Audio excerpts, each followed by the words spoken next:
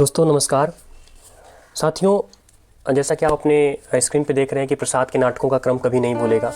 जी हाँ, हम इसी के विषय में बात करने वाले हैं। जयशंकर प्रसाद हिंदी साहित्य में एक ऐसा नाम है जिसे कोई भी जब प्रश्न बनाता है तो उन्हें नहीं छोड़ पाता है। और इस क्रम में देखते हैं कि हम जब एग्ज़ाम देने जाते हैं तो प्रसाद के नाटकों से, कविताओं से, उनके उपन्यासों से प्रश्न हमको ज़रूर मिलता है। एक तरह से कह लें कि छायावाद एक ऐसा कोर सेक्शन है हिंदी साहित्य का जो किसी भी एग्ज़ाम के लिए अछूता नहीं रहता है। इसी क्रम में हम आपसे बात करेंगे कि उनके नाटकों को जब विभिन्न परीक्षाओं में पूछा जाता है और हम गलतियां करके आते हैं तो ये गलती कैसे ना हो और हमको उनके नाटकों का जो क्रम है वो कैसे याद रहे।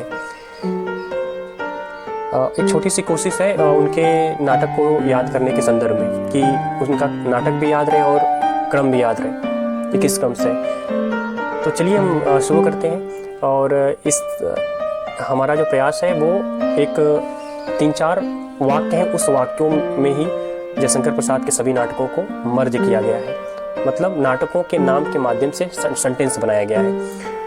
तो उसमें कुछ त्रुटियां हो सकती हैं, शाब्दिक त्रुटियां हो सकती हैं, तो उस पर ध्यान मत दीजिएगा, गौर मत करिएगा। आपको जो मतलब है बस उस मतलब पे ही रहिएगा। मतलब अर्थ इतना है कि हमको उनके नाटक के क्रम को याद करना है, हमको शुद्धियाँ अशुद्धियाँ नहीं देखनी है। चलिए शुरू करते हैं।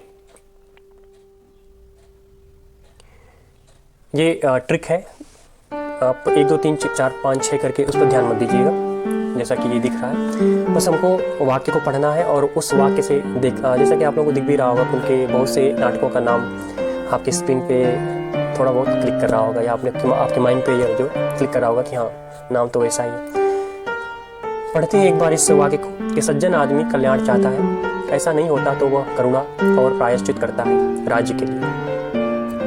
विषधारी शत्रु नाग के समान होते हैं, ईश्वर की कामना करते हुए अपने, देखिए यहाँ पे गलती हुई है, आने नहीं बल्कि अपने कंधों पर भरोसा रखते हुए एक घूंट चंद्रमा का पीते हुए अपने पद पर अडिग रहना चाहिए। एक बार और इसको पढ़ देते हैं कि सज्जन आदमी कल्याण चाहता है, यदि ऐसा नहीं होता है तो वह करुणा और प्रायश्चित करता है राज्य के लिए। विषधारी शत्रु नाग के समान होते हैं, ईश्वर की कामना करते हुए अपने कंधों पर भरोसा रखते हुए एक घूंट चंद्रमा का पीते हुए अपने पद पर अडिग रहना चाहिए। अडिग का जो यहाँ पे आप देख रहे होंगे तत्सम शब्द जो अडिग का होता है वो ध्रुव होता है, तो वो और कंधों का जो कंधा अगर हम तत्सम शब्द में जाएंगे तो अस्कंध हो जाता है। तो ये दो ऐसे शब्द हैं जिसको हमें कोष्टक में लिखना पड़ा क्योंकि वे नाटक के नाम ही हैं जयशंकर प्रसाद के जो कोष्टक में है।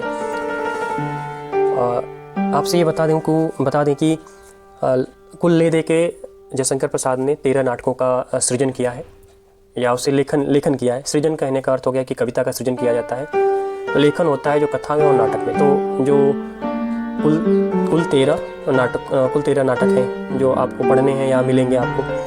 पहला जो नाटक उनका शुरू होता है वो 1910 में, कब 1910 से, और लास्ट जो उनका नाटक है प्रसाद जी का वो 1933 है।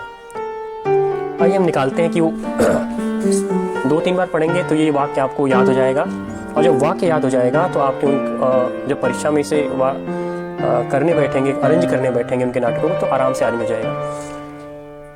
एक वाक्य पढ़ते हैं और देखते हैं कि उसमें कितने नाटक हैं। और देखिए, सज्जन आदमी कल्याण चाहता है, यदि ऐसा नहीं होता है तो वह करुणा और प्रायश्चित करता है राज्य के लिए। यहाँ से सज्जन तक ये एक वाक्य है।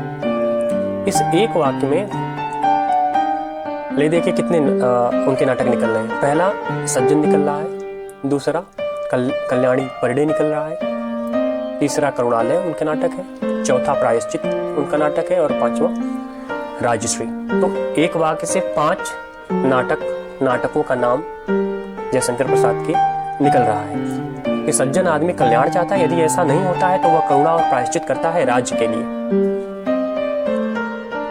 दूसरे सेंटेंस पे हम चलते हैं। विषधारी शत्रु नाग के समान होते हैं, ये दूसरा सेंटेंस है, ये यहाँ से यहाँ तक। इसमें 3 नाटकों का नाम है। विषधारी मतलब विषाक्त,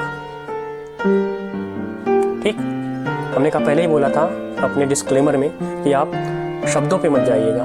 वहाँ पे जो स है वो मूर्धन्य स है और विशाख में जो है तालव्य स है। तो आप शब्द पे मत ध्यान दीजिए, त्रुटियों पे मत ध्यान दीजिएगा, आप बस उनके रचना को याद करिएगा। तो ये है विषधारी शत्रु नाग के समान होते हैं। तो विषधारी से विशाख, शत्रु से अजात शत्रु, नाग से जन्मेजय का नाग यज्ञ। इस दूसरे सेंटेंस से 3 नाटक जयशंकर प्रसाद के निकल कर आते हैं। तो इस तरह से हम 2 वाक्य में हम देख रहे हैं कि देखें कि 8 नाटक निकल कर हमारे सामने प्रस्तुत हो गए हैं। आगे बढ़ते हैं, तीसरे सेंटेंस से चलते हैं। ईश्वर की कामना करते हुए, यहाँ से ईश्वर की कामना करते हुए अपने कंधों, यहाँ पे अपने प है, अपने कंधों पर भरोसा रखते हुए एक घूंट चंद्रमा का पीते हुए अपने पथ पर अडिग रहना चाहिए। ये पूरा एक सेंटेंस है। अल्प विराम जो इसीलिए लगाया गया, अल्प विराम सेंटेंस को पूरा नहीं करता है बल्कि वो हल्का सा रुकने को कहता है। तो जो तीसरा हमारा वाक्य है, ईश्वर की कामना करते हुए अपने कंधों पर भरोसा रखते हुए एक घूंट चंद्रमा का पीते हुए अपने पथ पर अडिग रहना चाहिए। इस तीसरे सेंटेंस से हमको 9वां इनका नाटक कामना, 10वां नाटक स्कंदगुप्त, 11वां नाटक निकल कर आता हमें एक घूंट, 12वां नाटक निकल कर आता है चंद्रगुप्त और 13वां नाटक हमको निकल कर आता है सामने जो आता है ध्रुवशामनी। तो कुल कितने 13 कुल उनके नाटक है और आपके 3 सेंटेंस में 13वां नाटक प्रसाद जी के निकल गए हैं। और यह अगर आप 2-3 बार इस सेंटेंस को पढ़ेंगे तो उनका नाटक याद भी हो जाएगा, क्रम से याद हो जाएगा और आप परीक्षा में आप गलतियां नहीं करेंगे। क्योंकि प्रसाद के नाटक आप कोई भी एग्जाम हिंदी का देने जाएंगे वहां पर पूछता ही है। और हायर एजुकेशन और एनटीए का जो पेपर होता है नेट और जेआरएफ के लिए, उसमें तो मस्ट है। इसलिए इस वीडियो को आप देखें, शेयर करें और हमारे चैनल को सब्सक्राइब करें। इसी के साथ नमस्कार, धन्यवाद। एक बात और भूल गया, सॉरी, आपको डेट बता देते हैं इसका कि कब कब ये नाटक लिखा गया है। सज्जन 1910 में लिखा गया है। सॉरी, जब इतना बताए हैं तो एक और चीज़ बता दें कि सज्जन का जो रचना काल है 1910, कल्याणी परिणय का 1912, करुणालय का 13, राजश्री का 15, प्रायश्चित का 13, 2-12 में, करुणालय का 12, प्रायश्चित का 13, राजश्री 1915 में आई है, विशाख जो है 1921 में आई है, लिखा गया है, अजातशत्रु 1922 में, जन्मेजय का नाग यज्ञ 1926 में, स्कंदगुप्त कामना 1927 में, 1928 में स्कंदगुप्त, एक घूंट 1930 में ना, एक घूंट 1930 में, चंद्रगुप्त जो है 1931 में और ध्रुवशामनी 1933 में। ये उनके नाटकों का क्रम है। तो एक बार फिर आपको धन्यवाद देते हुए नमस्कार। आगे फिर हम मिलेंगे आपको इसी तरह से एक वीडियो में। जो बड़ा रचनाकार होगा या कविकार होगा उसकी रचनाओं का क्रम क्या है या उसकी रचनाओं को हम कैसे याद कर लें हमेशा के लिए, उसी पे अगली वीडियो होगी। तो तब तक के लिए नमस्कार।